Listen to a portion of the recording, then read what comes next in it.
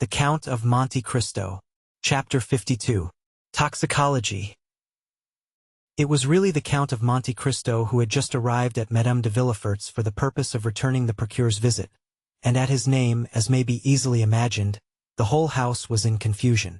Madame de Villefort, who was alone in her drawing-room when the Count was announced, desired that her son might be brought thither instantly to renew his thanks to the Count, and Edward, who heard this great personage talked of for 2 whole days, made all possible haste to come to him, not from obedience to his mother, or out of any feeling of gratitude to the Count, but from sheer curiosity, and that some chance remark might give him the opportunity for making one of the impertinent speeches, which made his mother say, "Oh, that naughty child!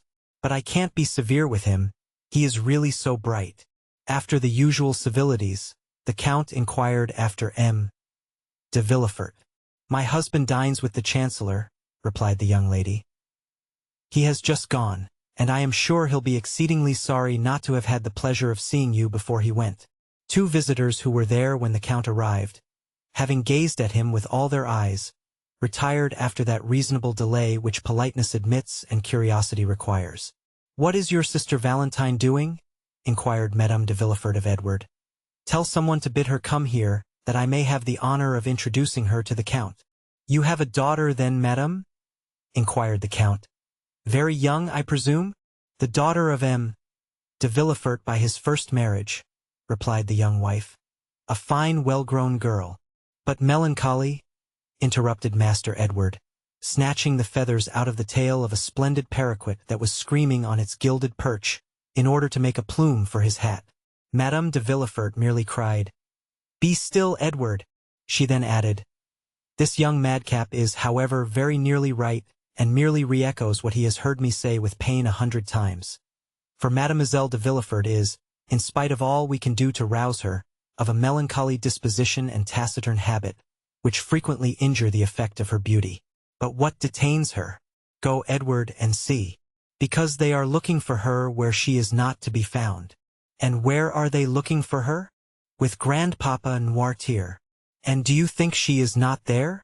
"No, no, no, no, no, she is not there," replied Edward, singing his words. "And where is she, then?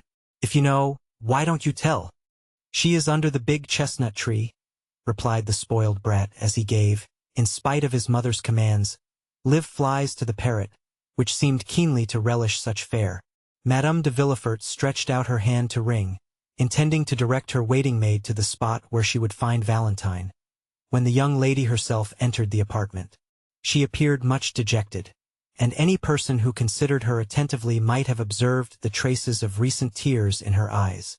Valentine, whom we have in the rapid march of our narrative presented to our readers without formally introducing her, was a tall and graceful girl of 19, with bright chestnut hair, deep blue eyes, and that reposeful air of quiet distinction which characterized her mother. Her white and slender fingers, her pearly neck, her cheeks tinted with varying hues reminded one of the lovely Englishwomen who have been so poetically compared in their manner to the gracefulness of a swan. She entered the apartment, and seeing near her stepmother the stranger of whom she had already heard so much, saluted him without any girlish awkwardness, or even lowering her eyes, and with an elegance that redoubled the Count's attention. He rose to return the salutation. "Mademoiselle de Villefort, my stepdaughter," said Madame de Villefort to Monte Cristo, leaning back on her sofa and motioning towards Valentine with her hand. "And M. de Monte Cristo, King of China, Emperor of Cochin China," said the young imp, looking slyly towards his sister. Madame de Villefort at this really did turn pale, and was very nearly angry with this household plague, who answered to the name of Edward. But the Count, on the contrary, smiled and appeared to look at the boy complacently, which caused the maternal heart to bound again with joy and enthusiasm. "But, madame," replied the Count, continuing the conversation, and looking by turns at Madame de Villefort and Valentine, "have I not already had the honor of meeting yourself and Mademoiselle before?" "I could not help thinking so just now. The idea came over my mind, and as Mademoiselle entered the sight of her was an additional ray of light thrown on a confused remembrance. Excuse the remark. I do not think it likely, sir. Mademoiselle de Villefort is not very fond of society, and we very seldom go out," said the young lady. "Then it was not in society that I met with Mademoiselle or yourself, madame," or this charming little merry boy. Besides, the Parisian world is entirely unknown to me. For, as I believe I told you, I have been in Paris but very few days. No. But perhaps you will permit me to call to mind, stay. The Count placed his hand on his brow as if to collect his thoughts. No, it was somewhere away from here, it was, I do not know, but it appears that this recollection is connected with a lovely sky and some religious fate. Mademoiselle was holding flowers in her hand, the interesting boy was chasing a beautiful peacock in a garden, and you, madame, were under the trellis of some arbor. Pray come to my aid, madame. Do not these circumstances appeal to your memory? No, indeed, replied Madame de Villefort. And yet it appears to me, sir, that if I had met you anywhere, the recollection of you must have been imprinted on my memory. Perhaps the Count saw us in Italy, said Valentine timidly. Yes, in Italy. It was in Italy most probably, replied Monte Cristo. You have traveled then in Italy, mademoiselle? Yes, madame and I were there 2 years ago. The doctors, anxious for my lungs, had prescribed the air of Naples. We went by Bologna, Perugia, and Rome. Ah, yes, true, mademoiselle, exclaimed Monte Cristo, as if this simple explanation was sufficient to revive the recollection he sought. It was at Perugia on Corpus Christi Day, in the garden of the Hôtel de Postes, when chance brought us together. You, Madame de Villefort, and her son. I now remember having had the honor of meeting you. I perfectly well remember Perugia, sir, and the Hôtel de Postes and the festival of which you speak, said Madame de Villefort. But in vain do I tax my memory, of whose treachery I am ashamed, for I really do not recall to mind that I ever had the pleasure of seeing you before. It is strange, but neither do I recollect meeting with you, observed Valentine, raising her beautiful eyes to the Count. But I remember it perfectly, interposed the darling Edward. I will assist your memory, madame, continued the Count. The day had been burning hot. You were waiting for horses, which were delayed in consequence of the festival. Mademoiselle was walking in the shade of the garden, and your son disappeared in pursuit of the peacock. And I caught it, mamma. Don't you remember? Interposed Edward. And I pulled 3 such beautiful feathers out of his tail. You, madame, remained under the arbor. Do you not remember that while you were seated on a stone bench, and while, as I told you, Mademoiselle de Villefort and your young son were absent, you conversed for a considerable time with somebody? Yes, in truth, yes, answered the young lady, turning very red. I do remember conversing with a person wrapped in a long woolen mantle. He was a medical man, I think. Precisely so, madame, this man was myself. For a fortnight I had been at that hotel, during which period I had cured my valet de chambre of a fever, and my landlord of the jaundice, so that I really acquired a reputation as a skillful physician. We discoursed a long time, madame, on different subjects, of Perugino, of Raphael, of manners, customs, of the famous Aqua Tofana, of which they had told you, I think you said, that certain individuals in Perugia had preserved the secret. Yes, true, replied Madame de Villefort, somewhat uneasily. I remember now. I do not recollect now all the various subjects of which we discoursed, madame, continued the Count with perfect calmness. But I perfectly remember that, falling into the error which others had entertained respecting me, you consulted me as to the health of Mademoiselle de Villefort. Yes, really, sir, you were in fact a medical man, said Madame de Villefort. Since you had cured the sick, Molière or Beaumarchais would reply to you, madame, that it was precisely because I was not, that I had cured my patients. For myself, I am content to say to you that I have studied chemistry and the natural sciences somewhat deeply, but still only as an amateur, you understand. At this moment the clock struck 6. It is 6 o'clock, said Madame de Villefort, evidently agitated. Valentine, will you not go and see if your grandpapa will have his dinner? Valentine rose, and saluting the Count, left the apartment without speaking. Oh, madame, said the Count, when Valentine had left the room. Was it on my account that you sent Mademoiselle de Villefort away? By no means, replied the young lady quickly. But this is the hour when we usually give M. Noirtier the unwelcome meal that sustains his pitiful existence. You are aware, sir, of the deplorable condition of my husband's father. Yes, Madame M. de Villefort spoke of it to me. A paralysis, I think. Alas, yes. The poor old gentleman is entirely helpless. The mind alone is still active in this human machine, and that is faint and flickering, like the light of a lamp about to expire. But excuse me, sir, for talking of our domestic misfortunes. I interrupted you at the moment when you were telling me that you were a skillful chemist. No, madam, I did not say as much as that, replied the Count with a smile. Quite the contrary. I have studied chemistry because, having determined to live in Eastern climates, I have been desirous of following the example of King Mithridates. Mithridates Rex Ponticus, said the young scamp, as he tore some beautiful portraits out of a splendid album. The individual who took cream in his cup of poison every morning at breakfast. Edward, you naughty boy, exclaimed Madame de Villefort, snatching the mutilated book from the urchin's grasp. You are positively past bearing. You really disturb the conversation. Go, leave us, and join your sister Valentine in dear Grandpapa Nordier's room. The album, said Edward sulkily. What do you mean? The album. I want the album. How dare you tear out the drawings? Oh, it amuses me. Go at once. I won't go unless you give me the album, said the boy, seating himself doggedly in an armchair, according to his habit of never giving way. Take it then, and pray disturb us no longer, said Madame de Villefort, giving the album to Edward, who then went towards the door, led by his mother. The Count followed her with his eyes. Let us see if she shuts the door after him, he muttered. Madame de Villefort closed the door carefully after the child, the Count appearing not to notice her. Then casting a scrutinizing glance around the chamber, the young wife returned to her chair, in which she seated herself.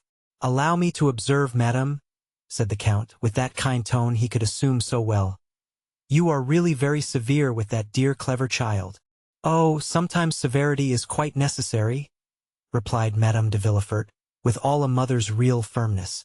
It was his Cornelius Nepos that Master Edward was repeating when he referred to King Mithridates, continued the Count, and you interrupted him in a quotation which proves that his tutor has by no means neglected him, for your son is really advanced for his years. The fact is, Count, answered the mother, agreeably flattered, he has great aptitude, and learns all that is set before him. He has but one fault, he is somewhat willful. But really, on referring for the moment to what he said, do you truly believe that Mithridates used these precautions, and that these precautions were efficacious? I think so, madam, because I myself have made use of them, that I might not be poisoned at Naples, at Palermo, and at Smyrna, that is to say, on 3 several occasions when, but for these precautions, I must have lost my life. And your precautions were successful? Completely so. Yes. I remember now your mentioning to me at Perugia something of this sort. Indeed? Said the Count with an air of surprise, remarkably well counterfeited. I really did not remember. I inquired of you if poisons acted equally, and with the same effect on men of the north as on men of the south, and you answered me that the cold and sluggish habits of the north did not present the same aptitude as the rich and energetic temperaments of the natives of the south. And that is the case, observed Monte Cristo. I have seen Russians devour, without being visibly inconvenienced, vegetable substances which would infallibly have killed a Neapolitan or an Arab. And you really believe the result would be still more sure with us than in the East, and in the midst of our fogs and rains a man would habituate himself more easily than in a warm latitude to this progressive absorption of poison? Certainly. It being at the same time perfectly understood that he should have been duly fortified against the poison to which he had not been accustomed. Yes, I understand that. And how would you habituate yourself, for instance, or rather, how did you habituate yourself to it? Oh, very easily. Suppose you knew beforehand the poison that would be made use of against you. Suppose the poison was, for instance, brucine. Brucine is extracted from the false Angostura 8, is it not? Inquired Madame de Villefort. Precisely, madame, replied Monte Cristo. But I perceive I have not much to teach you. Allow me to compliment you on your knowledge. Such learning is very rare among ladies. Oh, I am aware of that, said Madame de Villefort. But I have a passion for the occult sciences, which speak to the imagination like poetry, and are reducible to figures like an algebraic equation. But go on, I beg of you, what you say interests me to the greatest degree. Well, replied Monte Cristo, suppose, then, that this poison was brucine, and you were to take 1 milligram the first day, 2 milligrams the second day, and so on. Well, at the end of 10 days you would have taken a centigram, at the end of 20 days, increasing another milligram, you would have taken 300 centigrams. That is to say, a dose which you would support without inconvenience, and which would be very dangerous for any other person who had not taken the same precautions as yourself. Well, then, at the end of a month, when drinking water from the same carafe, you would kill the person who drank with you, without your perceiving, otherwise than from slight inconvenience, that there was any poisonous substance mingled with this water. Do you know any other counterpoisons? I do not. I have often read and read again the history of Mithridates, said Madame de Villefort in a tone of reflection, and had always considered it a fable. No, madam, contrary to most history, it is true. But what you tell me, madam, what you inquire of me, is not the result of a chance query. For 2 years ago you asked me the same questions, and said then that for a very long time this history of Mithridates had occupied your mind. True, sir. The 2 favorite studies of my youth were botany and mineralogy, and subsequently, when I learned that the use of simples frequently explained the whole history of a people, and the entire life of individuals in the East, as flowers betoken and symbolize a love affair, I have regretted that I was not a man, that I might have been a Flamel, a Fontana, or a Cabanis. And the more, madame, said Monte Cristo, as the Orientals do not confine themselves, as did Mithridates, to make a cuirass of his poisons, but they also made them a dagger. Science becomes, in their hands, not only a defensive weapon, but still more frequently an offensive one. The one serves against all their physical sufferings, the other against all their enemies. With opium, belladonna, brucia, snakewood, and the cherry laurel, they put to sleep all who stand in their way. There is not one of those women, Egyptian, Turkish, or Greek, whom here you call good women, who do not know how, by means of chemistry, to stupefy a doctor, and in psychology to amaze a confessor. Really? Said Madame de Villefort, whose eyes sparkled with strange fire at this conversation. Oh, yes, indeed, madame, continued Monte Cristo. The secret dramas of the East begin with a love philtre and end with a death potion. Begin with paradise and end with hell. There are as many elixirs of every kind as there are caprices and peculiarities in the physical and moral nature of humanity. And I will say further, the art of these chemists is capable with the utmost precision to accommodate and proportion the remedy and the bane to yearnings for love or desires for vengeance.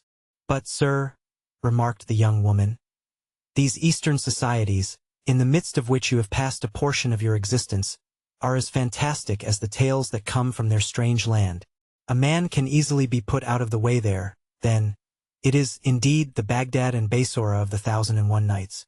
The sultans and viziers who rule over society there, and who constitute what in France we call the government, are really Haroun Raskids and Jaafars, who not only pardon a poisoner, but even make him a prime minister, if his crime has been an ingenious one, and who, under such circumstances, have the whole story written in letters of gold, to divert their hours of idleness and ennui.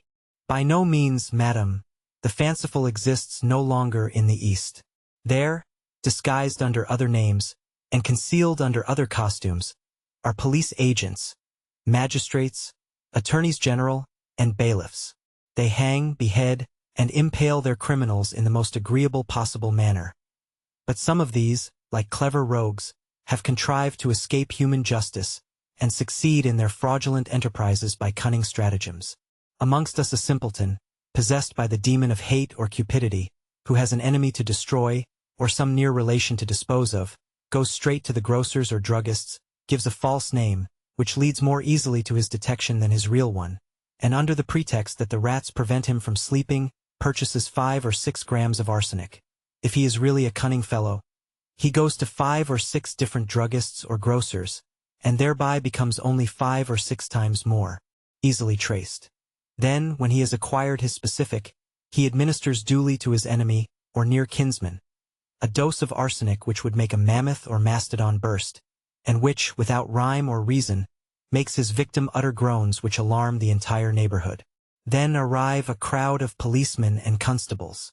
They fetch a doctor, who opens the dead body, and collects from the entrails and stomach a quantity of arsenic in a spoon. Next day 100 newspapers relate the fact, with the names of the victim and the murderer.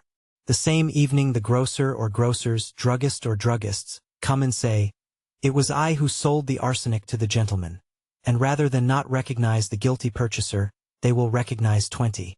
Then the foolish criminal is taken, imprisoned, interrogated, confronted, confounded, condemned, and cut off by hemp or steel. or if she be a woman of any consideration, they lock her up for life. This is the way in which you Northerns understand chemistry, madam. Desrues was, however, I must confess, more skillful. What would you have, sir? Said the lady, laughing. We do what we can. All the world has not the secret of the Medicis or the Borgias. Now, replied the Count, shrugging his shoulders, shall I tell you the cause of all these stupidities? It is because, at your theaters, by what at least I could judge by reading the pieces they play, they see persons swallow the contents of a phial, or suck the button of a ring, and fall dead instantly. 5 minutes afterwards the curtain falls, and the spectators depart. They are ignorant of the consequences of the murder.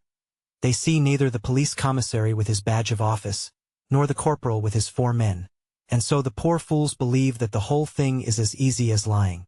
But go a little way from France. Go either to Aleppo or Cairo, or only to Naples or Rome, and you will see people passing by you in the streets. People erect, smiling and fresh-colored, of whom Asmodeus, if you were holding on by the skirt of his mantle, would say, "That man was poisoned 3 weeks ago. He will be a dead man in a month." Then, remarked Madame de Villefort, they have again discovered the secret of the famous aqua tofana that they said was lost at Perugia. Ah, but madam, does mankind ever lose anything? The arts change about and make a tour of the world. Things take a different name and the vulgar do not follow them, that is all. But there is always the same result. Poisons act particularly on some organ or another, one on the stomach, another on the brain, another on the intestines. Well, the poison brings on a cough, the cough an inflammation of the lungs, or some other complaint catalogued in the book of science, which, however, by no means precludes it from being decidedly mortal, and if it were not, would be sure to become so, thanks to the remedies applied by foolish doctors, who are generally bad chemists, and which will act in favor of or against the malady, as you please. And then there is a human being killed according to all the rules of art and skill, and of whom justice learns nothing, as was said by a terrible chemist of my acquaintance, the worthy Abbé Adelmonte of Taormina, in Sicily, who has studied these national phenomena very profoundly. It is quite frightful but deeply interesting, said the young lady, motionless with attention. I thought, I must confess, that these tales were inventions of the Middle Ages. Yes, no doubt, but improved upon by ours. What is the use of time, rewards of merit, medals, crosses, Monthyon prizes, if they do not lead society towards more complete perfection? Yet man will never be perfect until he learns to create and destroy. He does know how to destroy, and that is half the battle. So, added Madame de Villefort, constantly returning to her object, the poisons of the Borgias, the Medicis, the Renés, the Ruggieris, and later, probably, that of Baron de Trenck, whose story has been so misused by modern drama and romance, were objects of art, madame, and nothing more, replied the Count. Do you suppose that the real savant addresses himself stupidly to the mere individual? By no means. Science loves eccentricities, leaps and bounds, trials of strength, fancies, if I may be allowed so to term them. Thus, for instance, the excellent Abbé Adelmonte, of whom I spoke just now, made in this way some marvelous experiments. Really? Yes. I will mention one to you. He had a remarkably fine garden, full of vegetables, flowers, and fruit. From amongst these vegetables he selected the most simple, a cabbage, for instance. For 3 days he watered this cabbage with a distillation of arsenic. On the 3rd, the cabbage began to droop and turn yellow. At that moment he cut it. In the eyes of everybody it seemed fit for table, and preserved its wholesome appearance. It was only poisoned to the Abbé Adelmonte. He then took the cabbage to the room where he had rabbits, for the Abbé Adelmonte had a collection of rabbits, cats, and guinea pigs, fully as fine as his collection of vegetables, flowers, and fruit. Well, the Abbé Adelmonte took a rabbit, and made it eat a leaf of the cabbage. The rabbit died. What magistrate would find, or even venture to insinuate, anything against this? What procureur has ever ventured to draw up an accusation against M. Magendie or M. Flowerens, in consequence of the rabbits, cats, and guinea pigs they have killed? Not one. So, then, the rabbit dies and justice takes no notice. This rabbit dead, the Abbé Adelmonte has its entrails taken out by his cook and thrown on the dunghill. On this dunghill is a hen, who, pecking these intestines, is in her turn taken ill and dies next day. At the moment when she is struggling in the convulsions of death, a vulture is flying by. There are a good many vultures in Adelmonte's country. This bird darts on the dead fowl and carries it away to a rock, where it dines off its prey. 3 days afterwards, this poor vulture, which has been very much indisposed since that dinner, suddenly feels very giddy while flying aloft in the clouds, and falls heavily into a fish pond. The pike, eels, and carp eat greedily always, as everybody knows. Well, they feast on the vulture. Now suppose that next day, one of these eels or pike or carp, poisoned at the 4th remove, is served up at your table. Well, then, your guest will be poisoned at the 5th remove, and die, at the end of 8 or 10 days, of pains in the intestines, sickness, or abscess of the pylorus. The doctors open the body and say with an air of profound learning, "The subject has died of a tumor on the liver, or of typhoid fever." "But," remarked Madame de Villefort, "all these circumstances which you link thus to one another may be broken by the least accident. The vulture may not see the fowl, or may fall 100 yards from the fish pond." Ah, that is where the art comes in. To be a great chemist in the East, one must direct chance, and this is to be achieved. Madame de Villefort was in deep thought, yet listened attentively. "But," she exclaimed suddenly, "arsenic is indelible, indestructible. In whatsoever way it is absorbed, it will be found again in the body of the victim from the moment when it has been taken in sufficient quantity to cause death." "Precisely so," cried Monte Cristo. "Precisely so, and this is what I said to my worthy Adelmonte. He reflected, smiled, and replied to me by a Sicilian proverb, which I believe is also a French proverb. 'My son, the world was not made in a day, but in 7. Return on Sunday.' On the Sunday following I did return to him. Instead of having watered his cabbage with arsenic, he had watered it this time with a solution of salts, having their basis in strychnine, strychnus colubrina, as the learned term it. Now, the cabbage had not the slightest appearance of disease in the world, and the rabbit had not the smallest distrust. Yet 5 minutes afterwards the rabbit was dead. The fowl pecked at the rabbit, and the next day was a dead hen. This time we were the vultures, so we opened the bird, and this time all special symptoms had disappeared. There were only general symptoms. There was no peculiar indication in any organ, an excitement of the nervous system, that was it. A case of cerebral congestion, nothing more. The fowl had not been poisoned. She had died of apoplexy. Apoplexy is a rare disease among fowls, I believe, but very common among men. Madame de Villefort appeared more and more thoughtful. "It is very fortunate," she observed, "that such substances could only be prepared by chemists. Otherwise, all the world would be poisoning each other." "By chemists and persons who have a taste for chemistry," said Monte Cristo carelessly. "And then," said Madame de Villefort, endeavoring by a struggle and with effort to get away from her thoughts, "however skillfully it is prepared, crime is always crime, and if it avoid human scrutiny, it does not escape the eye of God. The Orientals are stronger than we are in cases of conscience, and, very prudently, have no hell, that is the point. Really, madam, this is a scruple which naturally must occur to a pure mind like yours, but which would easily yield before sound reasoning. The bad side of human thought will always be defined by the paradox of Jean-Jacques Rousseau. You remember, the mandarin who is killed 500 leagues off by raising the tip of the finger. Man's whole life passes in doing these things, and his intellect is exhausted by reflecting on them.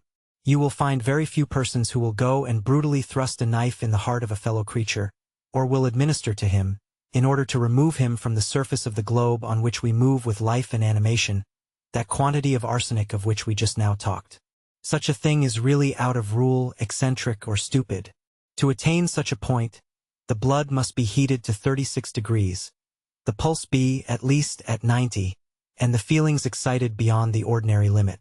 But suppose one pass, as is permissible in philology, from the word itself to its softened synonym, then, instead of committing an ignoble assassination, you make an elimination. You merely and simply remove from your path the individual who is in your way, and that without shock or violence, without the display of the sufferings which, in the case of becoming a punishment, make a martyr of the victim and a butcher, in every sense of the word, of him who inflicts them. Then there will be no blood, no groans, no convulsions, and above all, No consciousness of that horrid and compromising moment of accomplishing the act. Then one escapes the clutch of the human law which says, "Do not disturb society." This is the mode in which they manage these things, and succeed in Eastern climes, where there are grave and phlegmatic persons who care very little for the questions of time in conjunctures of importance. "Yet conscience remains," remarked Madame de Villefort in an agitated voice, and with a stifled sigh. "Yes," answered Monte Cristo happily, "yes, conscience does remain. And if it did not, how wretched we should be. After every action requiring exertion, it is conscience that saves us, for it supplies us with 1,000 good excuses, of which we alone are judges. And these reasons, howsoever excellent in producing sleep, would avail us but very little before a tribunal, when we were tried for our lives. Thus Richard III, for instance, was marvelously served by his conscience after the putting away of the 2 children of Edward IV. In fact, he could say, 'These 2 children of a cruel and persecuting king, who have inherited the vices of their father, which I alone could perceive in their juvenile propensities. These 2 children are impediments in my way of promoting the happiness of the English people, whose unhappiness they, the children, would infallibly have caused.'" Thus was Lady Macbeth served by her conscience, when she sought to give her son, and not her husband, whatever Shakespeare may say, a throne. Ah, maternal love is a great virtue, a powerful motive, so powerful that it excuses a multitude of things, even if, after Duncan's death, Lady Macbeth had been at all pricked by her conscience. Madame de Villefort listened with avidity to these appalling maxims and horrible paradoxes, delivered by the Count with that ironical simplicity which was peculiar to him. After a moment's silence, the lady inquired, "Do you know, my dear Count," she said, "that you are a very terrible reasoner, and that you look at the world through a somewhat distempered medium? Have you really measured the world by scrutinies, or through alembics and crucibles? For you must indeed be a great chemist. And the elixir you administered to my son, which recalled him to life almost instantaneously. Oh, do not place any reliance on that, madam. 1 drop of that elixir sufficed to recall life to a dying child, but 3 drops would have impelled the blood into his lungs in such a way as to have produced most violent palpitations. 6 would have suspended his respiration, and caused syncope more serious than that in which he was. 10 would have destroyed him. You know, madam, how suddenly I snatched him from those phials which he so imprudently touched. Is it then so terrible a poison? Oh no! In the first place, let us agree that the word poison does not exist, because in medicine use is made of the most violent poisons, which become, according as they are employed, most salutary remedies. What, then, is it? A skillful preparation of my friends, the worthy Abbé Adelmonte, who taught me the use of it. Oh, observed Madame de Villefort, it must be an admirable antispasmodic. Perfect, madame, as you have seen, replied the Count. And I frequently make use of it, with all possible prudence, though, be it observed, he added with a smile of intelligence. Most assuredly, responded Madame de Villefort in the same tone. As for me, so nervous and so subject to fainting fits, I should require a Dr. Adelmonte to invent for me some means of breathing freely and tranquilizing my mind, in the fear I have of dying some fine day of suffocation.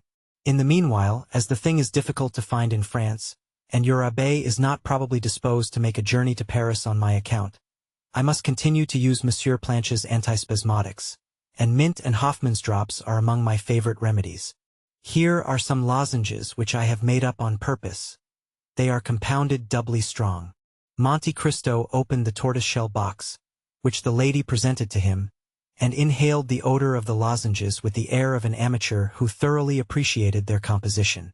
They are indeed exquisite, he said, but as they are necessarily submitted to the process of deglutition, a function which it is frequently impossible for a fainting person to accomplish, I prefer my own specific. Undoubtedly, and so should I prefer it after the effects I have seen produced. But of course it is a secret, and I am not so indiscreet as to ask it of you. But I, said Monte Cristo, rising as he spoke, I am gallant enough to offer it you. How kind you are! Only remember one thing. A small dose is a remedy, a large one is poison. 1 drop will restore life, as you have seen. 5 or 6 will inevitably kill, and in a way the more terrible inasmuch as, poured into a glass of wine, it would not in the slightest degree affect its flavor. But I say no more, madame. It is really as if I were prescribing for you. The clock struck 6:30, and a lady was announced, a friend of Madame de Villefort, who came to dine with her. If I had had the honor of seeing you for the third or fourth time, Count, instead of only for the second, said Madame de Villefort. If I had had the honor of being your friend, instead of only having the happiness of being under an obligation to you, I should insist on detaining you to dinner, and not allow myself to be daunted by a first refusal.